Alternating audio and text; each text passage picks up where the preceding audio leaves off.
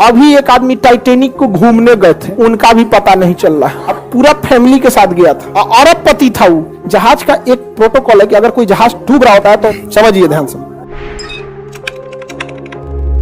इसी साउथहैम्पटन बंदरगाह से 10 अप्रैल 1912 को 10 अप्रैल 1912 को टाइटेनिक जहाज निकली थी। टाइटेनिक जहाज निकली थी। आई ससुरी 14 अप्रैल को जाके डूब गई। 14 अप्रैल को जाके डूब गए। बताइए, एक नए नए जाके डूब गए यहाँ पे जहाज। इसका नाम रखा गया था अनसिंकेबल, जो कभी डूब नहीं सकता है। पहले यात्रा में डूब गया यहाँ पर। रीजन था उसका, समझिए ध्यान से। ये साउथहैम्पटन से निकला, एकदम फर्स्ट क्लास निकल गया था। जब यहां पहुंचा तो ये है आपका बफिन की खाड़ी, यहां से निकली थी लेब्राडोर की ठंडी जलधारा। ये एरिया को बर्फ बना देती है, तो इस एरिया में बहुत ज्यादा बर्फ रहते हैं, बहुत ज्यादा बर्फ। इसे यहां के कैप्टन थे टाइटेनिक के, विलियम मडोक, इन्हें वार्निंग दिया गया था कि बर्फ बहुत ज्यादा है, संभल के चलिएगा। तो जिसने वार्निंग दिया था ना, उनसे इनका स्टूडेंट लाइफ में थोड़ा सा नहीं होता था, ईगो पे अनसिंकेबल, धाए दे लेके चल दिए। मौसम धुंधला था, उस समय रडार नहीं हुआ करते थे। रडार ना होने की वजह से विजुअल अप्रोच करना पड़ता था, दूरबीन से देखना पड़ता था कहीं बर्फ तो नहीं है। अचानक से इन लोग को धुंधला धुंधला दिखा, देखा ध्यान से कि बाप रे बाप, बर्फ है, बर्फ। बर्फ की खासियत है, जितना दिखता है उससे 9 गुना नीचे होता है। बर्फ का दिखने वाला भाग 1/10 और अंदर रहता है 9/10, यानी 10 भाग में 1 भाग दिखता है और 10 भाग में 9 भाग अंदर है। अब इनको ससुरा 3 मंजिला इतना बर्फ का चट्टान दिखा, तो 27 मंजिला नीचे होगा। और इस ससुरा तो नहीं, अभी वार्निंग दे रहा है कि टर्न मारो, टर्न टर्न मारो। टर्न मारते मारते मारते कितना इतना बड़ा आते, इतना स्पीड में था कि टर्न मारा। और जब वो वार्निंग दिया तो कुछ देर बाद वहां सुना सब इंजन के पास शांति से घूम रहा था, अनसिंकेबल है हम यहाँ पे। जाके लड़ा, अब पेंदिए फाड़ दिया उसका, पेंदी फाड़ दिया उसका। टाइटेनिक में हो गया सुराख। टाइटेनिक जहाज इतना जल्दी नहीं डूबेगी। कोई पानी वाली जहाज डूबने में कम से कम 7-8 घंटा लगाती है। एगो कटोरा तो नहीं डुबा के देखिए ना टब में, भागेगा इधर उधर। एगो पानी बोतल, एगो 5 लीटर का गैलन खोल दीजिएगा, उसको डुबाइएगा, देखिए जल्दी नहीं डूबेगा। एक आध मिनट तो भी ले लेगा। दिक्कत क्या हुआ, तो डूबने लगा। ये कैप्टन को लग गया, विलियम मडोक को तो गया अनसिंकेबल, गलो अनसिंकेबल गया। उसने कहा कि इवैक्यूएट, खाली कराया जाए। क्या किया जाए खाली?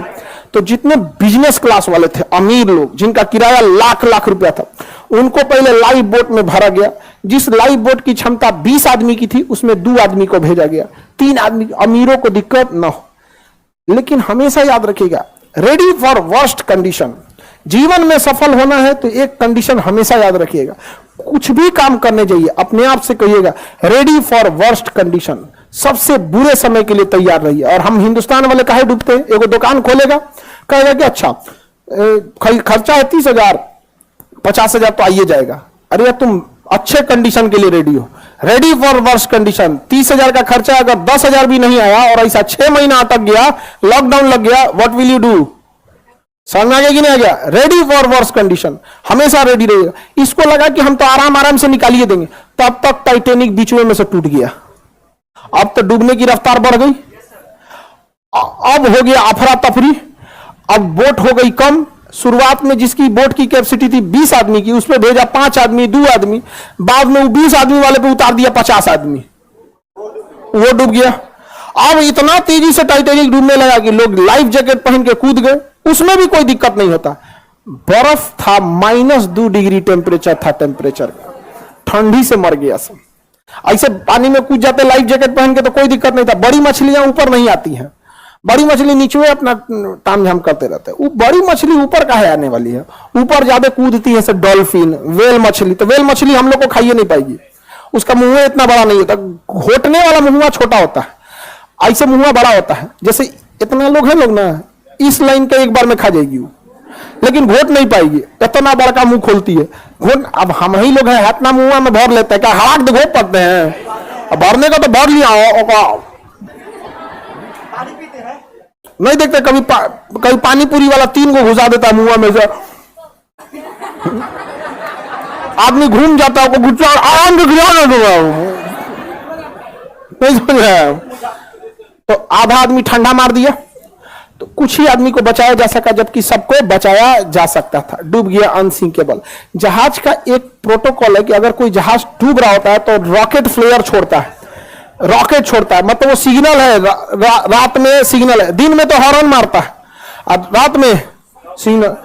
बगल से एक ब्राजील का जहाज गुजर रहा था, लगभग 80 से 100 किलोमीटर की दूरी पे था, गुजर रहा है। उसको लगा कि लोग पार्टी मना रहे हैं, रॉकेट छोड़ के पार्टी मना रहे हैं, छोड़ के चल दिया वहां।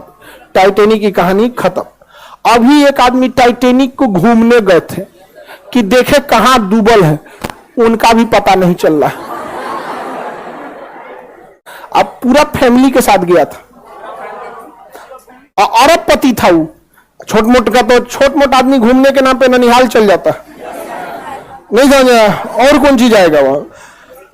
अरबपति तो गए थे टाइटैनिक देखे, जा टाइटैनिक देखने, बहुत खतरनाक है यहाँ पे टाइटैनिक जहाज, एक से एक रहता, कई जहाज गई। इसी में कोस्टा कॉन्कॉर्डिया एक जहाज था जो यहाँ पे था इंग्लैंड के पास, वो भी डूब गया। कोस्टा कॉन्कॉर्डिया, कोस्टा कॉन्कॉर्डिया बहुत बड़ा जहाज था, टाइटैनिक से भी बड़ा। अब उसमें जो डांसर थी ना, डांसर नचनिया, तो जो उसमें डांस कर रही थी, कैप्टन को पसंद आ गई। बस कैप्टन क्या किया ना, उस रास्ते में मोड़ लिया जहां पे गहराई कम थी। आई करी कि इधर चलिए ना, यहां तो अच्छा पहाड़ दिख रहा है, कितना बीच समुद्रों में कुछ दिखबे नहीं करता है, और उब जाइएगा। हवाई जहाज में हाइट पे जाने के बाद उब जाए, कुछ नहीं दिख रहा है, इधर भी नीला, उधर उधर, नीचे कुछ दिखबे नहीं करेगा, बादल आ चुका रहेगा, उब जाएगा। अरे यार क्या लेके चला है, अब उतार दो। शुरुआत में ठीक लगता है कि दिखता है, अरे घर, स्टेडियम, अरे बाप रे बाप, कटोरा कौन चीज है, तो फुटबॉल का मैदान है, समझ आ गया कि नहीं आ गया। अब यही सब समझ में आता है। ज्यादा उड़ जाएगा, कुछ दिखबे नहीं करेगा। अब पानी वाली जहाज में भी किनारे रहिएगा, दिखेगा अरे मुंबई शहर, वो कौन सा है, अरे मुंबई वो पूना दिख रहा है क्या, ऐसे। अब बीचों में घुस जाएंगे तो कुछ नहीं, ऊपर आसमान, नीचे पानी, चारों ओर वही, कुछ पता नहीं चले। तो उस नचनिया के थोड़ा मोड़ लो मोड़ लो मोड़ लो, तो साइड में ले गया, साइड में गहराई कम होता, ले आके पेदिया लड़ा दिया, अब पेदिया फट गया, जहाज हो गई, पलट गई। सारे लोग, इतना करोड़ों का लॉस हुआ जिसका कोई हद नहीं। कप्तान को हो गया जेल। कप्तान को क्या हो गया? इसलिए इससे क्या सीखे आप?